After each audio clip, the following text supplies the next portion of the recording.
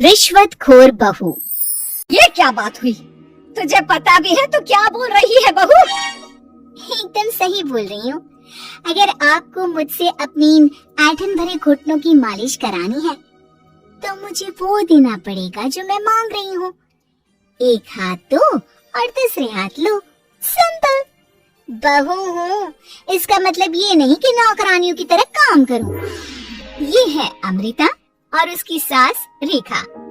अमृता एक नई नवेली बहू है जिसकी शादी कुछ दिनों पहले ही रेखा के बेटे माधव के साथ हुई है। वैसे तो अमृता दिल की बहुत अच्छी है, लेकिन वो कहते हैं ना कि खून का रंग तो दिखता ही है। बस वही डॉन की बेटी होने का रंग यहाँ अमृता में भी दिख रहा है, जो है रिश्वत लेना। जी हाँ, काम चाहे कितना भी छोटा या कितना भी बड़ा क्यों ना हो, हमारी अमृता बहू बिना रिश्वत लिए कुछ नहीं करती। चलिए देखते हैं आगे इनके साथ और क्या क्या होता है। रेखा और अमृता को लड़ते देख ससुर प्रेमचंद वहाँ आता है और कहता है, अरे क्या हुआ? काहे इतना दिल मिला रही हो रेखा? अरे कुछ बोलोगी भी या कानों में हड़ताल हो रखी है तुम दोनों के? देखिए ना पापा जी, माँ जी ने मुझे कहा कि मैं उनके घुटनों की मालिश कर दूं, लेकिन उसके बदले में माँ जी मुझे वो हीरो वाला पुश्तैनी हार देने से इनकार कर रही हैं। क्या? घुटनों की मालिश के लिए हीरो का पुश्तैनी हार कौन मांगता है बहू? पापा जी, आपको तो पता ही है ना, आपकी बहू कितनी सयानी है और कोई भी काम फ्री में नहीं करती। और अब शेखावत खानदान का आटा तो इतना भी गीला नहीं है कि अपनी बहू को हार ना दे पाए। क्यों माय डियर माँ जी? देखा आपने प्रेमचंद जी, ये अब मुझसे पुश्तैनी हार मांग रही है, कल को पूरा घर मांग लेगी। अरे जा जा, मैं खुद कर लूंगी अपनी मालिश। ठीक है, मुझे क्या। एंजॉय योर मालिश टाइम माँ जी। रात में जब पति महादेव दफ्तर से लौटकर घर आते हैं तभी कमरे में, अमो सुनो ना, मेरा वो लाल रंग का जो शर्ट है ना वो धो दो ना प्लीज। एक्चुअली कल मेरी एक इम्पोर्टेंट इंटरनेशनल क्लाइंट के साथ मीटिंग है, बहुत बड़ी डील का ऑफर है, इसलिए मैं अपनी उस लकी शर्ट को पहनकर जाना चाहता हूँ। अभी धो दो, रात भर में तो सूख ही जाएगी, फिर कल अच्छे से कड़क वाली इस्त्री कर देना अपने शुभ शुभ हाथों से। जी नहीं, मैं ये सब ऐसे ही नहीं करने वाली। अगर काम करवाना है तो मेरी एक शर्त है। अरे यार, तुम और तुम्हारी शर्तें, बोलो क्या है? आपको मुझे 10 मनीष मल्होत्रा डिजाइनर की साड़ियाँ दिलानी होगी। 2 हफ्तों में मेरी स्वीट हार्ट फ्रेंड बिल्ला रानी की शादी है। मैं वहाँ डिजाइनर साड़ी पहन कर जाऊंगी और सब कुछ जला दूंगी। माधव अपनी बीवी की बात सुनकर हैरान परेशान अपने सर पर हाथ रखकर बैठ जाता है। अरे तुम बीवी हो या आफत? तुम्हारे दिमाग में जंग लग गया है क्या? देखो इतने सारे पैसे नहीं है मेरे पास। तुम्हारी याददाश्त तो जगह पर है ना माधव, भूल गए? मैं एक डॉन की बेटी हूँ। अगर तुमने मेरे कहे मुताबिक काम नहीं किया तो तुम्हारे लाल शर्ट को दूर ही रखो, मेरे पापा तुम्हें ही लाल कर डालेंगे। ठीक है, चलो अब ज्यादा मत डराओ, तुम्हें जो चाहेगा मिल जाएगा। अब ये डर और रिश्वत का सिलसिला यूं ही चलता रहता है और इसी तरह समय बीतता रहता है। एक सुबह सब नाश्ते के टेबल पर बैठे थे, जहां अमृता सबके सामने एक व्हाइट बोर्ड लाती है जिस पर दिन भर के सारे कामों के रेट लिखे हुए थे। अब ये क्या है? टीचर नहीं बनने का इरादा है क्या तेरा? अगर हाँ तो अफसोस, बेचारे बच्चे, उनका भविष्य तो अंधेरे में है। आप लोग बेकार की बातें बंद कीजिए और आंखें खोलकर ठीक से पढ़िए क्या लिखा है। ये आज के सारे कामों के रेट्स हैं। आलू पराठे, चाय, दाल, रोटी, चावल, सब्जी, हलवा, मिठाई, रसोई की सफाई, वॉशिंग मशीन में कपड़े धोना, ओखल में मसाले कूटना और माँ जी और पापा जी की अलमारी की सफाई करना। इन सब कामों की कुल मिला के जो रकम बनती है वो है ये 10,000 रुपए और माँ जी के लेटेस्ट लाए हुए सोने के झुमके भी। अमृता, तुम इंसान हो या हैवान? जरा तो दया करो हम पर। हे राम जी, उठा लो, अब ना देखा जाता ये सब। सच में पता नहीं कौन सा दिन था वो जब ये हमारे घर आई। महादेव, तेरे प्यार ने तो हमारा जीना दुश्वार कर दिया बेटा। दुनिया में बहुत रिश्वतखोर लोग देखे, लेकिन ऐसी रिश्वतखोर बहू पहली बार देख रहा हूँ जो अपने ही परिवार को लूटने में लगी है।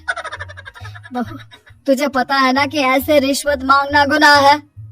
पापा जी, मैं कोई गुनाह नहीं कर रही हूँ। रिश्वत लेना बाहर की दुनिया में गुनाह है।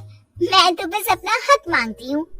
मेरी रिश्वत रिश्वत नहीं, मेरा शगुन है, नेग है।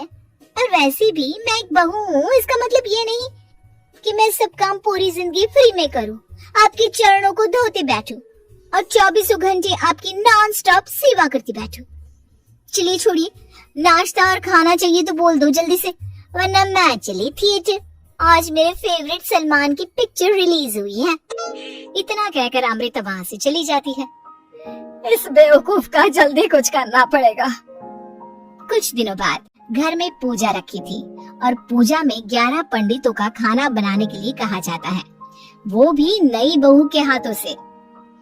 देखो अमृता बहू, आज घर में पूजा है, 11 पंडितों को खाना खिलाना है, 56 भोग बना पाओगी? उन्होंने कहा है कि नई बहू के हाथों का खाना ही होना चाहिए, नहीं तो मैं रेखा को ही बोल देता हूँ। ओ कम ऑन पापा जी, खाना तो मैंने फ्री फंड में अपने घर में भी कभी ना बनाया, तो अब आपको क्या लगा कि पूजा का नाम लेकर आप मुझे अपनी झांसी में फंसा लोगे? अरे कल मुही, बस अब बस, पहले सुन भी ले क्या कह रहे हैं हम। तुम्हें जितने पैसे चाहिए, जितने तोहफे चाहिए, सब ले लेना, बस पूजा पाठ में कोई बाधा नहीं आनी चाहिए। ओहो, ये हुई ना समझदारी वाली बात। ठीक है, अब आप लोग निश्चिंत रहिए, मैं ऐसा खाना बनाऊंगी कि उन 11 पंडितों की 11 पुश्तें भी मेरे खाने के स्वाद को याद रखेंगी। अमृता पंडितों के लिए खाना पकाती है और पूजा संपन्न होने के बाद उन्हें केले के पत्तों पर खाना परोसती भी है, जिस पर खाने का पहला निवाला खाते ही वो क्या भोजन है। हम इतनी जगहों पर जाते हैं, लेकिन इतना अच्छा स्वाद तो काफी मुश्किल से चखने मिलता है। रेखा जी, प्रेमचंद भाई साहब, आप लोग सच में भाग्यवान हो कि आपको इतनी सर्वगुण संपन्न बहू मिली है, जिसके हाथों में साक्षात माँ अन्नपूर्णा विराजती है। सर्वगुण संपन्न, सबको संपन्न कर देगी यह खूंखार औरत, कुंडली मार कर बैठ गई है मेरे बेचारे बेटे के जीवन में। एक मिनट, अरे ये बात मेरे इस बूढ़े दिमाग में पहले कैसे नहीं आई? इस अमृता की बच्ची को मैं अपने घर से बाहर कैसे निकालूं? इसका उपाय तो पंडित जी के पास जरूर रहेगा। रेखा अगले दिन पंडित जी के पास जाकर उन्हें अमृता के बारे में सब कुछ बता देती है, जिसे सुन पंडित जी भी परेशान हो जाते हैं। अरे, ऐसी बहू तो 7 जन्मों में भी किसी को नसीब ना हो भगवान। देखिए रेखा जी, आपकी रिश्वतखोर बहू और आपके बेटे की कुंडलियों को जोड़कर देखा है मैंने, लेकिन इसमें तो यही बता रहे हैं कि ये आपके जीवन से कभी नहीं जाने वाली, इसलिए उसे सुधारने के लिए जल्दी आप लोगों को ही कुछ करना होगा, नहीं तो एक दिन वो आप लोगों को कंगाल करके ही दम लेगी। नहीं, ऐसा हरगिज नहीं होगा, मैं कुछ करूंगी, हाथ पे हाथ धरे नहीं बैठूंगी मैं। वहीं घर पर अमृता को ये पता चल जाता है कि उसकी सास रेखा पंडित जी के पास उसकी और महादेव की कुंडलियां लेकर गई थी, और इस पर जब रेखा घर लौटती है तब वाह माँ जी वाह, बहुत ही ज्यादा सयानी निकली आप तो। लेकिन मैं आपको एक बात बताना चाहती हूँ कि मेरी और महादेव की कुंडलियां जोड़कर पूजा पाठ और हवन करके भी कुछ नहीं मिलेगा, क्योंकि मैं ऐसी बला हूँ जो आप सबकी जिंदगियों से अब कभी नहीं टलने वाली, फिर चाहे आप कितने भी टोटके हवन या उपाय कर लें। तो खुद को समझती क्या है रे बदतमीज, तुझसे बात करना तो दूर, मुझे तो तेरी शक्ल देखना भी नहीं पसंद। अब सास बहू के बीच एक अनकहा सा युद्ध छिड़ जाता है। दिन बीतने लगते हैं, लेकिन एक दिन अचानक रेखा की तबीयत हद से ज्यादा खराब हो जाती है और उसे सांस लेने में भी काफी दिक्कत और परेशानी महसूस होती है। जब उसे डॉक्टर के पास ले जाया जाता है तब डॉक्टर चेकअप करके कहते हैं, देखिए, मैंने सारे टेस्ट करके देख लिए हैं और रिपोर्ट्स को क्रॉस चेक करके ये पता चला है कि रेखा जी को गंभीर दिल की बीमारी है। उनके फेफड़ों में भी काफी सूजन आ गई है। उनका जल्द से जल्द ऑपरेशन करना होगा, वरना आई एम सॉरी टू से उन्हें बचाना मुश्किल हो जाएगा। ये खबर सुनकर प्रेमचंद और माधव दोनों हक्का बक्का रह जाते हैं। लेकिन डॉक्टर साहब, कितने पैसे लगेंगे ऑपरेशन के लिए? और उसके बाद रेखा पूरी तरह ठीक तो हो जाएगी ना? जी हाँ, इस ऑपरेशन के बाद वो बिल्कुल ठीक हो जाएंगे। लेकिन वो तभी हो सकता है जब ऑपरेशन टाइम से हो पाएगा। और रही बात ऑपरेशन के खर्चे की, तो उसमें तकरीबन 6 से 7 लाख रुपए तक लग सकते हैं। जहाँ एक तरह सब रेखा की तबीयत और ऑपरेशन को लेकर परेशान होते हैं, वहीं घर पर रेखा को बिस्तर पर देखकर भी अमृता के अंदर जरा भी दया नहीं आती। ओ माँ जी, ये अपना फालतू का मेलोड्रामा बंद कीजिए ना आप। मुझे पता है आपको मुझे रिश्वत नहीं देनी है और घर के सारे काम मुझसे मुफ्त में करवाने हैं, इसीलिए आप ये सब कर रही हो ना। सीरियसली अमृता, ऐसे हालात में तुम ऐसी बातें कैसे कर सकती हो? हम यहाँ परेशान हैं कि ऑपरेशन कैसे कराएंगे, बैंक में इतने पैसे भी नहीं है, और तुम माँ को ताने सुना रही हो। अरे अमृता बहू, मैं भला ढोंग क्यों करूंगी? हम 6 से 7 लाख का बंदोबस्त कैसे करेंगे? करेंगे पापा, कैसे भी करेंगे।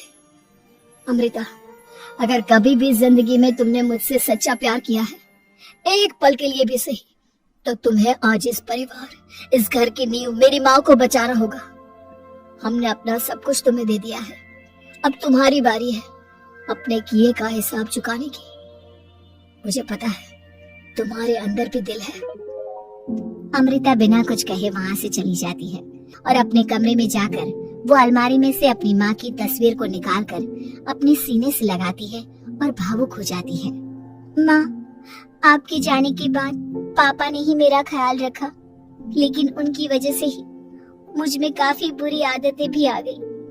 शायद मुझे इतना बुरा आपकी गैर मौजूदगी ने ही बनाया। मैंने कभी आपकी लोरी नहीं सुनी, आपकी गोद में नहीं सोई, आपके हाथों से अपने बालों की चंपी नहीं करवाई, क्योंकि वक्त से पहले ही आप मुझे यहाँ छोड़कर चली गई। लेकिन अब मैंने जितना भी इस घर से लिया है, उतना सूद समेत चुकाने की बारी आ गई है। अब मैं अपने रहते अपने प्यार को भी उसी दर्द से नहीं गुजरने दे सकती जो मैंने आपके नहीं होने से सहा है। अमृता तुरंत ही अपने सारे पैसे और गहने माधव को लौटा देती है और रेखा का ऑपरेशन किया जाता है। रेखा ठीक हो जाती है और जब घर आती है तब अमृता दरवाजे पर आरती की थाली लिए खड़ी होती है। वेलकम होम माँ जी, हाय मिस्ड यू। पता है कितने दिनों से किसी के भी साथ लड़ाई नहीं की थी मैंने, और ना ही किसी से रिश्वत मिली मुझे। क्या?